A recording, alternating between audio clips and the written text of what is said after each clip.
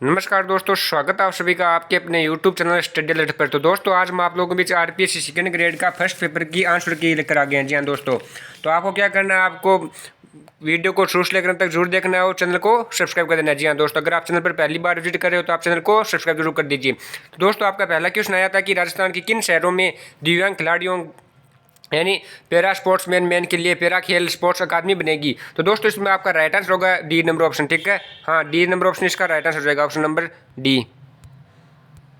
ठीक है, चौथा क्वेश्चन राइट होगा, जोधपुर व जयपुर के अंदर बनेगी। अगला क्वेश्चन था कि निम्नलिखित खेलों में से कौन सा राजीव गांधी खेल ग्रामीण ओलंपिक खेलों गेम्स में सम्मिलित नहीं था। तो इसका राइट आंसर हो जाएगा ऑप्शन नंबर सी, फुटबॉल। ठीक है, तीसरा राइट हो जाएगा इसका।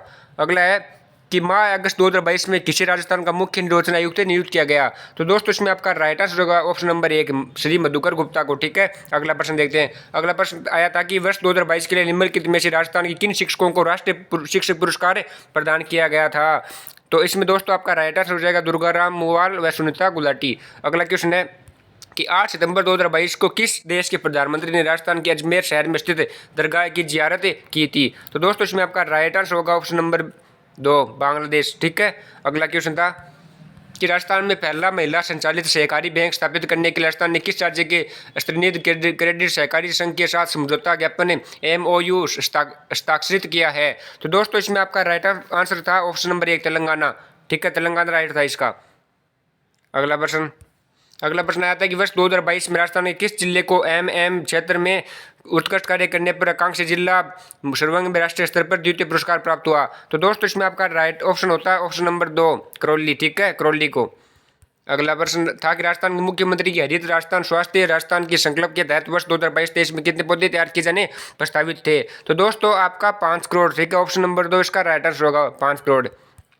अगला प्रश्न था कि वित्तीय वर्ष 2022-23 में राजस्थान की इंदिरा गांधी शहरी रोजगार गारंटी योजना के लिए बजट प्रावधान है। तो दोस्तों इसमें आपका राइट आंसर होगा 800 करोड़। ठीक है, ए नंबर ऑप्शन। अगला क्वेश्चन था कि राजस्थान की नई पारिस्थितिकी पर्यटन नीति कब लागू हुई। तो दोस्तों इसमें ऑप्शन नंबर दो राइट हो जाएगा, 2021 में। अगला प्रश्न आया था कि पुलिकट झील स्थित है। तो पहला ऑप्शन राइट हो जाएगा, तमिलनाडु में। पुलिकट झील कहाँ पे है, तमिलनाडु में। अगला प्रश्न था कि Indian state of forest report 2021 के अनुसार वनों के अंतर्गत सर्वाधिक प्रतिशत भूमि वाला राज्य कौन सा है। तो इसमें ऑप्शन नंबर एक राइट हो जाएगा, मिजोरम। ठीक है, अगला प्रश्न कि नाथुला दर्रा भारत की किस राज्य केंद्र शासित प्रदेश में स्थित है। तो दोस्तों इसमें आपका राइट ऑप्शन हो जाएगा ऑप्शन नंबर दो, सिक्किम के अंदर। अगला प्रश्न है कि सर्वाधिक वर्षा के लिए प्रसिद्ध स्थान मोशीराम किस राज्य में स्थित है। तो ऑप्शन नंबर दो इसका राइट आंसर हो जाएगा, मेघालय में। अगला क्वेश्चन था कि बेलाडिल्ला लोह की प्रसिद्ध खान भारत के किस राज्य में स्थित है। तो दोस्तों इसमें आपका राइट ऑप्शन हो जाएगा 3 नंबर, छत्तीसगढ़ के अंदर। अगला क्वेश्चन था कि ध्वनि तीव्रता की मापन के लिए प्रयुक्त इकाई कौन सी है। तो इसमें ऑप्शन नंबर दो राइट हो जाएगा, डेसिबल। कितना एजुकेशन है ये। अगला क्वेश्चन है कि काल वैसाखी से संबंधित है। काल वैसाखी किससे संबंधित है। तो ऑप्शन नंबर एक इसका राइट आंसर हो जाएगा, पश्चिम बंगाल से काल वैसाखी संबंधित। अगला क्वेश्चन आया था कि जनसंख्या प्रवास में फुटकर व्यापार गुरुत्वाकर्षण नियम का प्रतिपादन सबसे पहले किसने किया था। तो सबसे पहले किया था WJ रेलिन ने। तो ऑप्शन नंबर 4 इसका राइट आंसर हो जाएगा। अगला क्वेश्चन था कि भारत में 2021-22 के शक्कर जोड़े में मूल्यों में कृषि और संबंधित क्षेत्र का हिस्सा कितना है। तो दोस्तों इसमें आपका राइट ऑप्शन हो जाएगा ऑप्शन नंबर दो, 19.8%। अगला क्वेश्चन था कि 1956 की औद्योगिक नीति प्रस्ताव में प्रथम वर्ग के उद्योगों के संबंध में कौन सा विकल्प सही है। सही विकल्प पूछा था, तो ऑप्शन नंबर एक इसका राइट आंसर हो जाएगा, उद्योगों पर सरकार का आंशिक स्वामित्व होना। तो अगला क्वेश्चन था कि डॉल्फिन कटक स्थित है, कि डॉल्फिन कटक कहाँ पे स्थित है। तो ऑप्शन नंबर एक इसका राइट आंसर हो जाएगा, अटलांटिक सागर में है, अटलांटिक महासागर में। अगला क्वेश्चन कौन सा आया था आपका। अगला क्वेश्चन आया था कि अश्व अक्षांश स्थित है, कि अश्व अक्षांश किससे संबंधित है। तो ऑप्शन नंबर 4 इसका राइट आंसर हो जाएगा, पवनों से। अश्व अक्षांश से पवनों से संबंधित है। अगला प्रश्न देखते हैं। अगला प्रश्न आ रहा है कि निम्न में से किस वर्ष में भारत का विदेशी व्यापार शेष धनात्मक रहा, कि किस वर्ष में भारत का विदेशी व्यापार शेष धनात्मक रहा। तो ऑप्शन नंबर एक इसका राइट आंसर हो जाएगा, 1976 स्वतंत्र वर्ष में। ठीक है, अगला प्रश्न आया था कि भारत सरकार अधिनियम 1919 के अंतर्गत निम्नलिखित में से किस विषय को केंद्रीय विषयों की सूची में सम्मिलित किया गया था। तो ऑप्शन नंबर एक इसका राइट आंसर हो जाएगा, मत्स्य पालन। ठीक है, अगला क्वेश्चन दोस्तों श्योर नहीं है इसके आंसर में, तो आप हमें कमेंट करिए, जरूर बता देना कि आपने कौन सा आंसर किया था। तो अगला क्वेश्चन देखते हैं कि 2021-22 के प्रथम अर्ध में भारत के सेवा क्षेत्रों में कुल विदेशी प्रत्यक्ष निवेश अंतर्प्रवाह का लगभग कितना प्रतिशत था? तो ऑप्शन नंबर एक इसका राइट आंसर हो जाएगा 54%। ठीक है, अगला प्रश्न देखते हैं। अगला प्रश्न आया था कि भारत में 16 जनवरी 2016 को उद्यमशीलता व नवाचार के लिए एक मजबूत और समावेशी पारिस्थितिकी तंत्र तैयार करने और भारत को एक रोजगार सजग देश में रूपांतरित करने के लिए शुरू की गई योजना कौन सी थी? तो दोस्तों इसमें आपका राइट आंसर हो जाता स्टार्टअप इंडिया। स्टार्टअप इंडिया योजना शुरू की गई थी। अगला प्रश्न आया था आपका कि भारत के संविधान के अनुच्छेद 17 के अंतर्गत विधि के अनुसार दंडनीय शब्दावली को प्रभावी बनाने के लिए भारत की संसद को विधि बनाने की शक्ति भारत के संविधान के किस अनुच्छेद में दी गई है? तो इसमें आपका राइट आंसर हो जाता है ऑप्शन नंबर एक 35 अनुच्छेद का है सेकंड में। अगला क्वेश्चन देखते हैं। अगला क्वेश्चन भी दोस्तों हम श्योर नहीं है तो आप हमें कमेंट करके जरूर बता देना। अगला क्वेश्चन आया था कि निम्नलिखित में से कौन भारत की संविधान सभा की नियमित समिति का सदस्य नहीं रहा? तो दोस्तों इसमें आपका राइट आंसर हो जाता है ऑप्शन नंबर चौथा। ठीक है, ए के अय्यर। अगला क्वेश्चन देखते हैं। अगला क्वेश्चन था कि भारत सरकार कार्यक्रम नियम 1961 के तहत निम्न में से कौन सा मामला केवल भारत के राष्ट्रपति के समक्ष प्रस्तुत किया जा सकता है? तो दोस्तों इसमें आपका राइट ऑप्शन होगा ऑप्शन नंबर सी भारत के उच्चतम न्यायालयों के न्यायाधीशों की नियुक्ति, पद त्याग और पद से हटाया जाना। अगला प्रश्न था कि भारत के संविधान के अनुच्छेद 51 क में जैसा कि समरसता तथा समान भातृत्व की भावना के निर्माण के मौलिक कर्तव्यों के संदर्भ में उल्लेखित है कि शब्दों का सही क्रम निम्नलिखित में से कौन सा है? तो दोस्तों इसमें आपका राइट ऑप्शन हो जाता है ऑप्शन नंबर 2 धर्म, भाषा और प्रदेशीय वर्ग। तो ऑप्शन नंबर 20 का राइट आंसर हो जाता। अगला प्रश्न था कि भारत के किस संविधान के अनुच्छेद 41 में कुछ मामलों में लोक सहायता के संदर्भ में निम्नलिखित में से किस शब्दावली का उल्लेख नहीं किया गया है? तो दोस्तों इसमें आपका राइट आंसर होता है ऑप्शन नंबर 1 चिकित्सा सहायता। ठीक है, अगला प्रश्न देखते हैं। अगला प्रश्न आपका आया था कि निम्नलिखित में से कौन सा दी स्वतंत्र पार्टी एंड कंजर्वेटिज्म नामक पुस्तक के लेखक कौन थे? तो दोस्तों इसमें आपका राइट आंसर हो जाता है 2 नंबर हार्वर्ड एल अर्डमैन। ठीक है, हार्वर्ड एल अर्डमैन। अगला क्वेश्चन आया था कि भारत निम्नलिखित में से किस समूह का सदस्य नहीं है? तो दोस्तों इसका राइट आंसर हो जाता है ऑप्शन नंबर 3 न्यूक्लियर सप्लायर समूह है। ठीक है, अगला प्रश्न देखते हैं। अगला प्रश्न था कि भारत के संविधान के किन अनुच्छेदों में प्रधानमंत्री का उल्लेख किया गया? तो ऑप्शन नंबर 3 इसका राइट आंसर हो जाएगा केवल अनुच्छेद 74, 77 और 78 में। ठीक है, 74, 77 और 78 अनुच्छेद में प्रधानमंत्री का उल्लेख किया गया है। तो अगला प्रश्न देखते हैं। अगला प्रश्न आया था कि निम्नलिखित में से किस राजनीतिक दल ने 17वीं लोकसभा हेतु आम निर्वाचन में राष्ट्रीय राजनीतिक दल के रूप में भाग नहीं लिया था? तो ऑप्शन नंबर 3 इसका राइट आंसर हो जाता है समाजवादी पार्टी एसपी ने। अगला क्वेश्चन दोस्तों इसमें श्योर नहीं है आंसर हम, तो इसलिए हमें आंसर नहीं बताएंगे आपको इसका। अगला क्वेश्चन था कि शिक्षा मनोविज्ञान शाखा है कि शिक्षा मनोविज्ञान किसकी शाखा है दोस्तों? तो इसका राइट ऑप्शन हो जाता है ऑप्शन नंबर 2 व्यवहारात्मक मनोविज्ञान की। अगला क्वेश्चन था कि आधिकारिक तौर पर भारत की यात्रा करने वाले पहले अमेरिकी राष्ट्रपति कौन थे? तो दोस्तों इसमें आपका राइट ऑप्शन हो जाता है ऑप्शन नंबर 1 डवाइट डी आइजनहोवर है।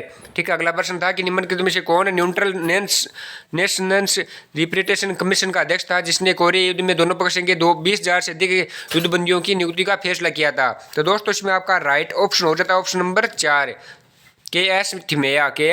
ठीक है, अगला प्रश्न आपका आया था कि निम्न में से कौन सा विकल्प वृद्धि व विकास के सामान्य सिद्धांत के बारे में सही नहीं है? तो दोस्तों इसका राइट ऑप्शन हो जाता दूसरा विकास विशेष से सामान्य की ओर चलता है। अगला प्रश्न था कि शिक्षा मनोविज्ञान के बारे में निम्न में से कौन सा विकल्प सही नहीं है? शिक्षा मनोविज्ञान के बारे में निम्न में से कौन सा विकल्प सही नहीं है? तो दोस्तों इसमें आपका राइट ऑप्शन हो जाता है ऑप्शन नंबर 2 शिक्षा मनोविज्ञान का दूसरा नाम है विकासात्मक मनोविज्ञान है, तो ये आपका विकल्प सही नहीं है। अगला प्रश्न था कि निम्नलिखित में से बालकों की वृद्धि के बारे में कौन सा विकल्प सही है? इसमें सही पूछा है, तो दोस्तों इसका राइट ऑप्शन होता है ऑप्शन नंबर 2 वृद्धि कोशिकाओं व अवयवों के आकार में परिवर्तन है। अगला प्रश्न था कि कक्षा में अधिगम पर विशेष निहारत करने वाला थार्नडाइक का कौन सा योगदान है? तो दोस्तों इसका राइट ऑप्शन होता है ऑप्शन नंबर 4 प्रभाव का नियम। ठीक है, अगला प्रश्न देखते हैं। अगला प्रश्न है कि जब बालक सीधे दाएं हाथ से लिखना सीखता है तो यह कौशल अधिगमांतरण से उसे उल्टे बाएं हाथ से लिखने में सुगमता प्रदान करता है। यह सीधे हाथ से लिखने के कौशल का हस्तांतरण कहलाता है। तो दोस्तों इसका राइट ऑप्शन हो जाता है ऑप्शन नंबर सी द्विपार्श्विक अधिगमांतरण। ठीक है, अगला प्रश्न था कि विकास के सिद्धांतों के संदर्भ में निम्न में से कौन सा वाक्य सही नहीं है? तो दोस्तों इसमें आपका राइट ऑप्शन हो जाता है ऑप्शन नंबर 2 विकास क्रमबद्ध नहीं होता। अगला प्रश्न आया था कि निम्न में से कौन सा विकल्प शास्त्रीय अधिगम का उदाहरण नहीं है? तो दोस्तों इसमें आपका राइट ऑप्शन हो जाता है ऑप्शन नंबर 4 आदत आदि होना। अगला प्रश्न आपका था कि गार्डन आलपोर्ट के व्यक्तित्व के सिद्धांत का अनुसरण करते हुए यदि अध्यापक विद्यार्थी के विशेषकों की पहचान करना चाहता है तो निम्न विकल्प में से वह किस विशेषक को अनदेखा करेगा। तो दोस्तों इसका राइट ऑप्शन हो जाता है ऑप्शन नंबर 4, मूल विशेषक। ठीक है, मूल विशेषक। अगला प्रश्न देखते हैं। अगला प्रश्न आया था कि एक विद्यार्थी जो प्राय अपने मित्रों के प्रति रूखा, भद्दा और असमानुभूतिपूर्ण था, उसे अपने व्यवहार में सुधार करने के निम्न में से किस क्षेत्र में प्रशिक्षण लेने की आवश्यकता है। तो दोस्तों इसमें आपका राइट ऑप्शन हो जाता है ऑप्शन नंबर 2, संवेगात्मक वृद्धि, संवेगात्मक बुद्धि। ठीक है। अगला प्रश्न था कि यदि अध्यापक को बाल की अचेतन अभिप्रेरणा और चिंताओं का पता लगाना हो तो निम्न में से किस परीक्षण का चयन करना गलत होगा। तो ऑप्शन नंबर 1 इसका राइट आंसर हो जाएगा 16 व्यक्तित्व घटक परीक्षण। अगला प्रश्न आपका आया था कि हिपोक्रेटस द्वारा किए गए वर्गीकरण के अनुसार जो बालक निराशावादी, दुखी और संवेगात्मक रूप से कमजोर होते हैं उन्हें क्या कहते हैं। तो दोस्तों इसमें आपका राइट ऑप्शन होता है ऑप्शन नंबर 3, विषादग्रस्त या फिर मेलेनकोलिक। अगला क्वेश्चन था दोस्तों आपका कि विद्यार्थी के निष्पादन पर सकारात्मक प्रतिक्रिया देकर और उसे गर्वित अनुभव कराकर मौसलों और आवश्यकता प्रदानुकरण प्रारूप के अनुसार शिक्षक निम्न में से विद्यार्थी किस आवश्यकता को संतुष्टि करता है। तो दोस्तों इसमें आपका राइट ऑप्शन जाता है ऑप्शन नंबर 3, आत्मसम्मान की। ठीक है। अगला प्रश्न देखते हैं।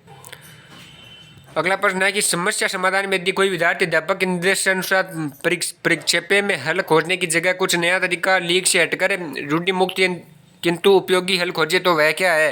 तो दोस्तों इसका राइट ऑप्शन हो जाता है ऑप्शन नंबर 3, अपनी अपसारी सोच की क्षमता का प्रयोग कर रहा है। अगला प्रश्न आपका आया था कि निम्न विकल्पों से कौन सा तत्व है जो थर्स्टन द्वारा प्रतिपादित बुद्धि का समूह तत्व सिद्धांत में सम्मिलित नहीं किया गया है। तो इसमें आपका ऑप्शन नंबर 1 इसका राइट आंसर होता है मूल संबंधी स्रोत संबंधी तत्व है। अगला क्वेश्चन था कि प्रकृति में सभी व्यक्तित्व व व्यवहार संबंधी गुणों का वितरण एक विशेष रूप में ही संपन्न होता है। इस वितरण को क्या कहते हैं दोस्तों। इसका राइट ऑप्शन होता है ऑप्शन नंबर 3, सामान्य संभाव्यता वक्र। अगला प्रश्न था कि निम्न में से कौन सा व्यवहार विद्यार्थी की उपलब्धि अभिप्रेरणा दर्शाता है। तो दोस्तों इसका राइट ऑप्शन होता है ऑप्शन नंबर 2, अपने निष्पादन स्तर में सुधार के लिए कठोर प्रयत्न करना।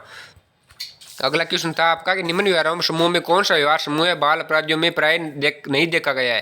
तो इसका राइट ऑप्शन रहता है ऑप्शन नंबर 1, आंतरिक रूप से नियंत्रित, सामाजिक और नियमों का पालन करने वाले। अगला क्वेश्चन था कि निम्न विकल्पों से अध्यापक का कौन सा तरीका विद्यार्थी की आत्म क्षमता के बोध में बढ़ोतरी नहीं करेगा। तो दोस्तों इसमें आपका राइट ऑप्शन होता है ऑप्शन नंबर 4, विद्यार्थी की सफलता का श्रेय भाग्य को या फिर स्कूल से सहायता को देना। तो ऑप्शन नंबर 4 इसका राइट आंसर हो जाता। अगला प्रश्न था कि यदि एक छात्र अपना बहुत सा खाली समय चित्रकारिता में बिताता है और ऐसा करने पर वह प्रसन्नता अनुभव करता है, अपने व्यस्त समय में भी चित्रकारिता के लिए समय निकाल लेता है, तो ऐसा करने पर थकान भी अनुभव नहीं होती। निम्न में से सही विकल्प छांटे जो उसकी अभिव्यक्ति दर्शाता है। तो दोस्तों इसमें आपका राइट ऑप्शन हो जाता है ऑप्शन नंबर 2, यह उसकी रुचि की अभिव्यक्ति को दर्शाता है। अगला प्रश्न था कि चौकला नस्ल है कि चौकला नस्ल है। तो इसका राइट ऑप्शन हो जाता है ऑप्शन नंबर 4, चौकला नस्ल है भेड़ की। ठीक है। अगला प्रश्न आया था कि 2011 की जनगणना के अनुसार राजस्थान में न्यूनतम जनसंख्या वाला जिला कौन सा था। तो इसका राइट ऑप्शन हो जाता है ऑप्शन नंबर 3, जैसलमेर। ठीक है। अगला प्रश्न है कि चौथ माता किस जनजाति की आराध्य देवी है कि चौथ माता किस जनजाति की आराध्य देवी है। तो इसका राइट ऑप्शन होता है ऑप्शन नंबर 2, कंजर जाति की, कंजर जनजाति की। ठीक है। अगला प्रश्न था कि दिलवाड़ा मंदिर स्थित है कि दिलवाड़ा मंदिर स्थित है। तो ऑप्शन नंबर ए इसका राइट आंसर हो जाएगा अबू पर्वत पर। ठीक है। अगला क्वेश्चन था कि राजस्थान की अरावली पर्वतों की निम्नलिखित चोटियों की उनकी ऊंचाई के आधार पर अरावली क्रम में व्यवस्थित करना था। तो दोस्तों इसमें आपका राइट ऑप्शन हो जाता है ऑप्शन नंबर 2, ऑप्शन नंबर 2 इसका राइट ऑप्शन हो जाता। अगला क्वेश्चन था कि राजस्थान के किस जिले से कर्क रेखा गुजरती है, राजस्थान के किस जिले से कर्क रेखा गुजरती है। तो ऑप्शन नंबर 1 इसका राइट आंसर होता है बांसवाड़ा। अगला क्वेश्चन था कि मिर्जा बांध किस नदी पर स्थित है कि मिर्जा बांध किस नदी पर है। तो ऑप्शन नंबर 3 इसका राइट आंसर हो जाएगा कोठारी नदी। अगला क्वेश्चन आया था कि परिवर्तित क्षेत्र विकास उपगम MADA किस वर्ष में प्रारंभ किया गया। तो ऑप्शन नंबर 4 इसका राइट आंसर होता 1978-79 में। अगला क्वेश्चन था कि प्राक्य हड़प्पा युगीन संस्कृति में प्राप्त हुई है। तो इसका राइट ऑप्शन होता है कालीबंगा, कालीबंगा सभ्यता प्राप्त हुई। ठीक है। अगला क्वेश्चन था कि उत्तर गुप्तकालीन शंखलिपि में लिखे लेख मिले हैं। तो इसका राइट ऑप्शन होता है ऑप्शन नंबर 1, विराट में।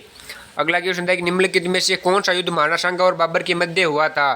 तो दोस्तों इसमें आपका राइट ऑप्शन होता है ऑप्शन नंबर 1, खानवा का युद्ध। अगला क्वेश्चन था कि राष्ट्रीय कृषि विकास योजना RKVY वर्ष किस वर्ष में प्रारंभ की गई थी। तो दोस्तों इसका राइट ऑप्शन हो जाएगा 2007 है, ऑप्शन नंबर 2 इसका राइट आंसर हो जाएगा। अगला क्वेश्चन था कि राजस्थान के निम्नलिखित में से कौन से जिलों में उष्णकटिबंधीय शुष्क पतझड़ी वन पाए जाते हैं। तो दोस्तों इसका राइट ऑप्शन हो जाएगा ऑप्शन नंबर 2, बीकानेर, नागौर और चूरू के अंदर। अगला क्वेश्चन है कि सम्मिलित करने वाला क्वेश्चन आया था। तो इसमें दोस्तों आपका राइट ऑप्शन कौन सा होगा। हाँ, 1 पहला होगा, ये राइट ऑप्शन हो जाएगा अगला। ठीक है, अगला क्वेश्चन देखते हैं। अगला था कि मत्स्य संघ में कुल रियासतें थी, कि मत्स्य संघ में कुल रियासतें कितनी थी। तो दोस्तों इसका राइट ऑप्शन कौन सा हो जाएगा, इसका राइट ऑप्शन हो जाएगा हाँ तीसरा, 4 थी। ठीक है, अगला क्वेश्चन देखते हैं। अगला क्वेश्चन है कि अबू में जैन मंदिर विमल वही के निर्माता है कि कौन थे। दोस्तों इसका राइट ऑप्शन हो जाएगा ऑप्शन नंबर 2 विमल शाह। अगला क्वेश्चन है कि निम्नलिखित में से 1857 की क्रांति में कौन से युद्ध में जोधपुर का पॉलिटिकल एजेंट मैसन मारा गया था। तो दोस्तों इसका राइट ऑप्शन हो जाएगा ऑप्शन नंबर 2 चोलावास के युद्ध में, चोलावास के युद्ध में मारा गया था। ठीक है, अगला क्वेश्चन था कि अजमेर नगर बसाया, कि अजमेर नगर किसने बसाया था। तो दोस्तों इसका राइट आंसर हो जाएगा ऑप्शन नंबर 3 अजय राज ने, अजमेर नगर अजय राज ने बसाया था। अगला क्वेश्चन है कि जयपुर के कौन से शासक स्वयं संगीताचार्य थे। तो दोस्तों इसका राइट आंसर हो जाएगा ऑप्शन नंबर 1 प्रताप सिंह। अगला क्वेश्चन था कि गिंदड़ नृत्य होता है, कि गिंदड़ नृत्य होता है। तो दोस्तों इसमें आपका राइट आंसर हो जाएगा शेखावाटी में, गिंदड़ नृत्य शेखावाटी में होता है। अगला क्वेश्चन था कि कानड़ दे प्रबंधक की रचयिता है। तो दोस्तों कानड़ दे प्रबंधक की रचयिता है, तो इसके राइट आंसर हो जाएगा पद्मनाभ। ठीक है, अगला क्वेश्चन था कि निम्नलिखित में से राम स्नेही संप्रदाय की सिंह तल शाखा के प्रवर्तक संत कौन थे। तो दोस्तों इसका राइट ऑप्शन हो जाएगा ऑप्शन नंबर 1 है हरिराम दास। अगला क्वेश्चन था कि निम्नलिखित में से कौन सा एकलव्य विवाह के रस्मों में से संबंधित नहीं है। तो दोस्तों इसका राइट आंसर हो जाएगा ऑप्शन नंबर 3 कर्णवेद। अगला क्वेश्चन है कि संकट काल में कौन सा किला मेवाड़ के राज परिवार का आश्रय स्थल रहा। तो दोस्तों इसका राइट आंसर हो जाएगा ऑप्शन नंबर 3 कुंभलगढ़ का किला। अगला क्वेश्चन का निम्नलिखित में राजस्थान की किस चित्रकला शैली पर सर्वाधिक मुगल प्रभाव दृष्टिगोचर होता है। तो दोस्तों इसमें आपका राइट ऑप्शन हो जाएगा ऑप्शन नंबर 1 जयपुर चित्रशैली में। अगला क्वेश्चन है कि मुंशी त्रिलोकचंद माथुर का संबंध निम्नलिखित में से किस प्रजामंडल से रहा है। तो दोस्तों इसमें आपका राइट आंसर रहेगा ऑप्शन नंबर 2 करौली प्रजामंडल से। ठीक है, अगला क्वेश्चन है कि निम्नलिखित में से कौन से क्लब का संबंध है पोमचा से है। तो दोस्तों इसमें आपका राइट आंसर रहेगा वस्त्र से। ठीक है, अगला क्वेश्चन है कि मुगल शासक अकबर के समय में बीकानेर के शासक राय सिंह निम्नलिखित में से किस सैन्य अभियान में शामिल नहीं थे। तो दोस्तों इसमें आपका राइट ऑप्शन हो जाएगा ऑप्शन नंबर 1 बलोचिस्तान। अगला क्वेश्चन है कि भारत के संविधान के निम्नलिखित में अनुच्छेद में से किस में उल्लेखित किया गया है कि किसी राज्य के राज्यपाल की पदावधि के दौरान उसकी गिरफ्तारी या कारावास के लिए किसी न्यायालय से कोई आदेश नहीं निकाली जाएगी। तो दोस्तों इसमें आपका राइट ऑप्शन हो जाता है ऑप्शन नंबर 1। ठीक है, 361 के 2 में। अगला क्वेश्चन आया था आपका कि थार महोत्सव का आयोजन निम्नलिखित में से किस स्थान पर किया जाता है। तो दोस्तों इसमें आपका राइट ऑप्शन हो जाता है ऑप्शन नंबर 3 बाड़मेर के अंदर। अगला क्वेश्चन था कि करवा चौथ मनाई जाती है, करवा चौथ कब मनाई जाती है। तो दोस्तों इसका राइट आंसर हो जाता हाँ 2 नंबर ऑप्शन कार्तिक कृष्ण चतुर्थी को। तो दोस्तों अगले क्वेश्चन का हमको डाउट है इसका आंसर का, तो आप हमें कमेंट करके जरूर बता देना। अगला क्वेश्चन था कि राजस्थान के निम्नलिखित में मुख्य सचिवों में किसने अपने कार्यालय के दौरान अधिकतम संख्या में मुख्यमंत्री के साथ कार्य किया है। तो दोस्तों इसमें आपका राइट ऑप्शन हो जाएगा ऑप्शन नंबर 4 VBL माथुर ने। अगला क्वेश्चन था कि अगला क्वेश्चन दोस्तों इसमें भी डाउट है। अगला क्वेश्चन है कि निम्नलिखित में से कौन सा गम सुमिलित नहीं है, सुमिलित वाला पूछा है दोस्तों। तो इसमें आपका राइट आंसर हो जाता सुमिलित वाले में तीसरा अंशुमान वाला। ठीक है, अंशुमान वसुंधरा राज्य। अगला क्वेश्चन है कि राजस्थान पंचायती राज अधिनियम 1994 की इस तारीख के तहत राज्य सरकार को किसी पंचायती राज संस्था को विघटित करने की शक्ति प्राप्त है। तो दोस्तों इसमें आपका राइट ऑप्शन हो जाएगा 1 नंबर 93। ठीक है, अगला प्रश्न है कि भारत के संविधान के निम्नलिखित में कौन से अनुच्छेद के तहत राजस्थान का महाधिवक्ता राजस्थान विधानसभा कार्य में भाग ले सकता है। तो दोस्तों इसमें आपका राइट ऑप्शन हो जाता है ऑप्शन नंबर 2 177। ठीक है, अगला प्रश्न है कि अगला प्रश्न दोस्तों इसमें भी डाउट है। अगला प्रश्न था कि 99 था कि निम्नलिखित से कौन राजस्थान लोक सेवा आयोग के कार्यवाहक अध्यक्ष के पद पर नहीं रहे। तो दोस्तों इसमें आपका राइट ऑप्शन हो जाता है ऑप्शन नंबर 3 GP पिलानिया जी। अगला क्वेश्चन था राजस्थान अंतिम क्वेश्चन है दोस्तों आपका राजस्थान राज्य मानवाधिकार आयोग के निम्नलिखित में सदस्यों में से कौन सबसे कम कार्यकाल अवधि के लिए पद पर रहे। तो दोस्तों इसमें आपका राइट ऑप्शन होता है ऑप्शन नंबर 1 नमो नारायण मीणा। तो दोस्तों हम आप लोगों को 4 या 5 क्वेश्चनों का आंसर नहीं बता पाए, तो आप हमें कमेंट करके जरूर बता देना। और आपको ये क्लास कैसी लगी हमें कमेंट करके जरूर बता देना। और चैनल को सब्सक्राइब जरूर कर दीजिए, स्टडी अलर्ट को सब्सक्राइब कर दीजिए। धन्यवाद दोस्तों, बने रहिए स्टडी अलर्ट के साथ, like share and subscribe study alert. धन्यवाद। और आप हमें कमेंट करके बताना कि आपके कितने क्वेश्चन सही हुए थे एग्जाम में। धन्यवाद दोस्तों, बने रहिए चैनल के साथ, like share and subscribe study alert. धन्यवाद।